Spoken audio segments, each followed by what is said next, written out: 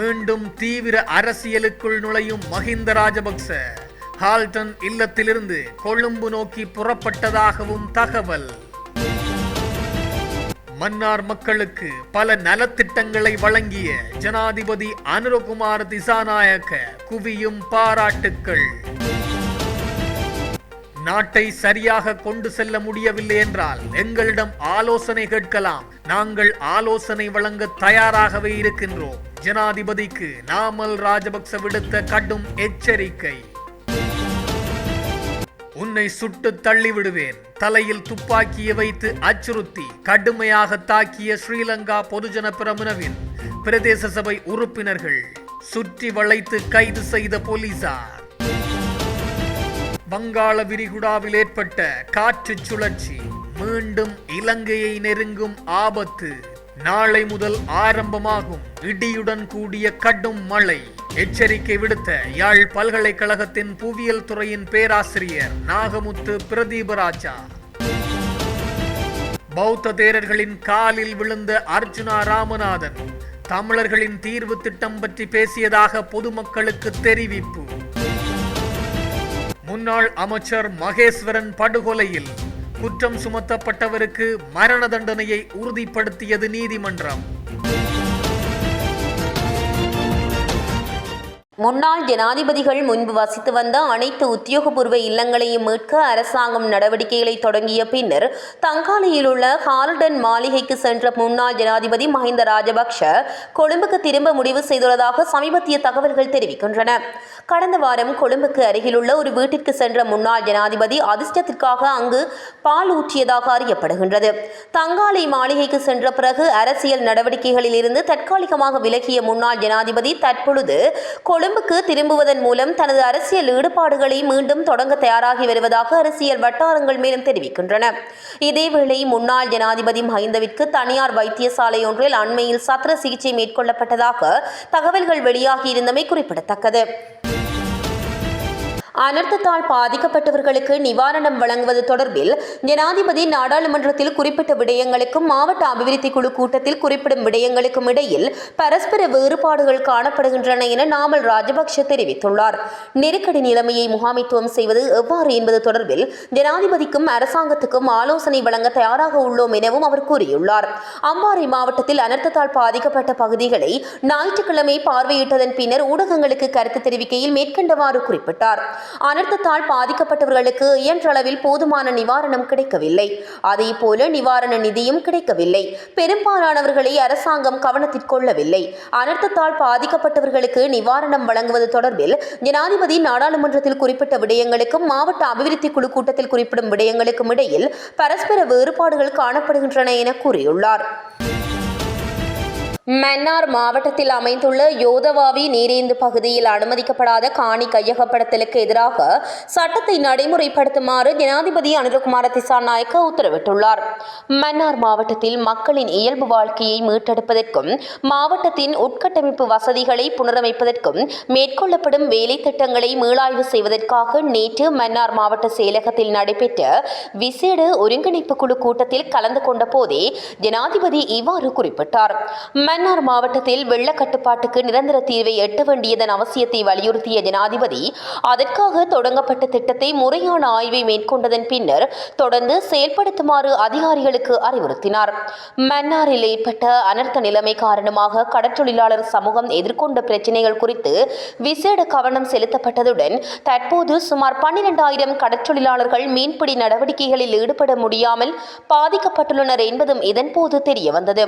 வெள்ளத்தால் பாதிக்கப்படாவிட்டாலும் சீரற்ற வானிலை காரணமாக வாழ்வாதாரத்தை இழந்து மீன்பிடி நடவடிக்கைகளில் ஈடுபட முடியாத நிலையில் உள்ள கடற்றொழிலாளர் குடும்பங்களுக்கு ஒரு வாரத்திற்கான உலருணவு பொதிகளை வழங்குமாறு ஜனாதிபதி அறிவுறுத்தினார். மேலும் பாதிக்கப்பட்ட கடற்றொழிலாளர் சமூகங்களுக்கு சீன அரசாங்கத்தால் வழங்கப்பட்ட மீன்பிடி உபகரணங்களை வழங்குவதற்காக சீன தூதரகத்துடன் கலந்துரையாடுவது குறித்தும் இங்கு கவனம் செலுத்தப்பட்டது. யோதவாவி நீரேந்து பகுதியில் சட்டவிரோதமாக காணிகள் கையகப்படுத்துவது குறித்தும் இதன் போதும் கவனம் செலுத்தப்பட்டதுடன் குளங்களின் எல்லைகளில் கற்களை இடுவதற்கு தடையாக இருப்பவர்கள் மீது சட்டத்தை நடைமுறைப்படுத்துமாறும் ஜனாதிபதி அறிவுறுத்தினார். எதிர்வரும் 16ஆம் திகதி முதல் 19ஆம் திகதி வரை வடக்கு மற்றும் கிழக்கு மாகாணம் உட்பட நாட்டின் பல பகுதிகளுக்கும் மிதமானது முதல் கனமான மழை கிடைக்கும் வாய்ப்புள்ளது.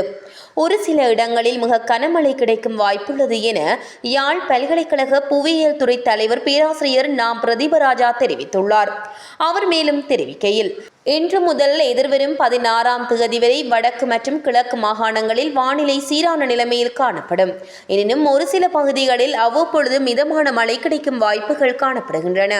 அதேபோல மத்திய, ஊவா, சப்ரகமுவ, தெற்கு மற்றும் மேற்கு மாகாண பகுதிகளில் அவ்வப்பொழுது மழை கிடைக்கும் சாத்தியம் உள்ளது. அதேவேளை எதிர்வரும் 16ஆம் திகதி தென்கிழக்கு வங்காள விரிகுடாவில் சிறிய அளவிலான காற்று சுழற்சி ஒன்று உருவாகும் வாய்ப்புள்ளது. இதனால் எதிர்வரும் 16ஆம் திகதி முதல் 19ஆம் திகதி வரை வடக்கு மற்றும் கிழக்கு மாகாணம் உட்பட நாட்டின் பல பகுதிகளுக்கும் மிதமானது முதல் கனமான மழை கிடைக்கும் வாய்ப்புள்ளது. ஒரு சில இடங்களில் மிக கனமழை கிடைக்கும் வாய்ப்புள்ளது.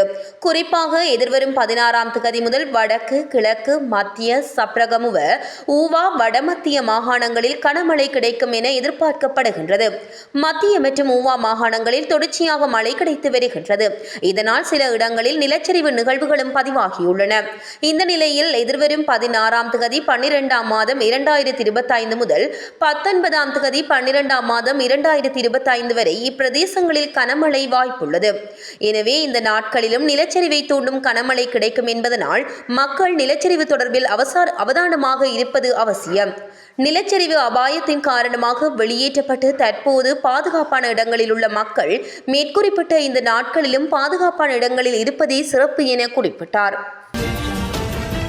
முன்னாள் அமைச்சர் தியாகராஜா மகேஸ்வரன் படுகொலை செய்யப்பட்டமை தொடர்பாக குற்றம் சாட்டப்பட்டவருக்கு விதிக்கப்பட்ட மரண தண்டனையை உயர் நீதிமன்றம் உறுதி செய்துள்ளது.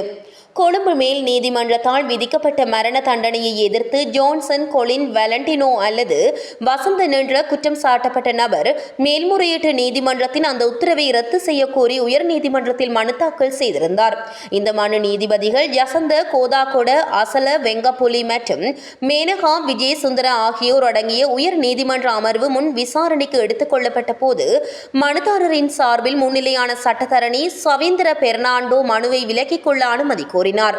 மனுதாரர் விடுத்த கோரிக்கையை உயர் நீதிமன்றம் ஏற்றுக்கொண்டு மரண தண்டனையை உறுதிப்படுத்தியுள்ளது. கடந்த 2008ஆம் ஆண்டு ஜனவரி 1ஆம் திகதி காலை கொழும்பு கொட்டாஞ்சேனை சிவன் கோவிலில் இடம்பெற்ற புத்தாண்டு வழிபாட்டில் கலந்து கொள்ள சென்ற முன்னாள் அமைச்சரும் ஐக்கிய தேசிய கட்சியின் நாடாளுமன்ற உறுப்பினருமான மகேஸ்வரன் சுட்டுக் கொல்லப்பட்டார். இலங்கை பெட்ரோலிய கூட்டுத்தாபனத்தின் முன்னாள் தலைவர் தம்மிக்க ரணதுங்க இளஞ்ச மற்றும் ஊழல் விசாரணை ஆணைக்குழு அதிகாரிகளால் கைது செய்யப்பட்டுள்ளார். 2017 தொடக்கம் 2018 ஆண்டு காலப்பகுதியில் எரிபொருள் வாங்க திட்டமிடப்பட்டிருந்த 3 நீண்டகால ஒப்பந்தங்களை ரத்து செய்து அதற்கு பதிலாக அதிக விலைக்கு ஒப்பந்தங்களை செயற்படுத்தியதன் மூலம் இலங்கை பெட்ரோலிய கூட்டுத்தாபனத்திற்கு 800 மில்லியன் ரூபாய் இழப்பை ஏற்படுத்திய குற்றச்சாட்டில் அவர் கைது செய்யப்பட்டுள்ளார். தம்மிக்க ரணதுங்க கொழும்பு பிரதான நீதவான் நீதிமன்றத்தில் இன்று ஆஜர்படுத்தப்படவுள்ளமை குறிப்பிடத்தக்கது. யாழ் மாவட்ட பாராளுமன்ற உறுப்பினர் அர்ச்சுனா ராமநாதன் நேற்று மல்வத்து மற்றும் அஸ்கிரிய மகாநாயகர்களை சந்தித்தார். துறவிகளை சந்தித்து ஆசி பெற்ற எம்பி தேசிய ஒருங்கிணைப்பு மற்றும் வடக்கு மக்கள் எதிர்கொள்ளும் பிரச்சினைகள் குறித்து மகாநாயக்க தேரர்களுடன் கலந்துரையாடினார். கொலை செய்வதாக மிரட்டல் விடுத்து ஒருவரின் தலையில் துப்பாக்கியை வைத்து தாக்கிய சம்பவம் தொடர்பாக ஸ்ரீலங்கா பொதுஜன பெரமுனவின் 2 முக்கிய உறுப்பினர்கள் கைது செய்யப்பட்டுள்ளனர். இந்த சம்பவத்தில் தொடர்புடைய இருவரும் சபுகஸ்கந்த காவல்துறையினரால் கைது செய்யப்பட்டவர்களாவர். இந்த சம்பவம் தொடர்பாக முன்னாள் மொட்டு பிரதேச சபை உறுப்பினரும் தற்போதைய பிரதேச சபை உறுப்பினரும் கைது செய்யப்பட்டுள்ளனர். அதன்படி இருவரும் இன்று நீதிமன்றத்தில் முற்படுத்தப்பட உள்ளதாக காவல்துறையினர் தெரிவித்தனர்.